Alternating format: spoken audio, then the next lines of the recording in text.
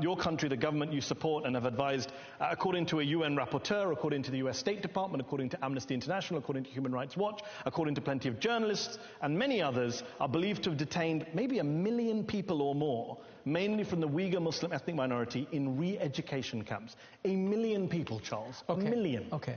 It's certainly not grabbing headlines in China.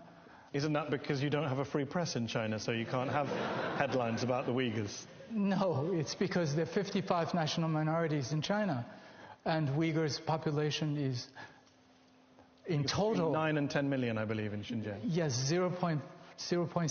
Okay, but the world doesn't work on percentages. If you lock up 1 million people in camps, the world pays attention. 1.4 billion people need to be fed, need to be clothed, That got to need to lock be up educated. 1 million people in Xinjiang. That must concern you to hear that 1 million people of your fellow Chinese countrymen and women have been locked up by your government. If it's true, sure. How do we establish if it's true or not? Why don't you let people in to check and count?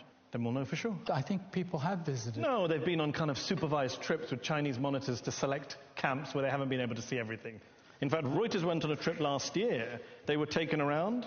They were allowed to meet some people, and the people sang, "If you're happy and you know it, clap your hands."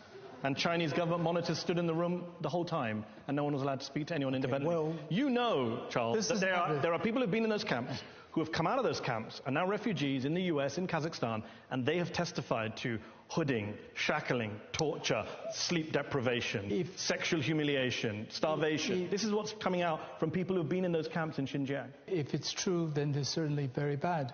This is not my area of expertise, and I'm not involved in the politics, and I've never been to Xinjiang. I'm more concerned about the economic side.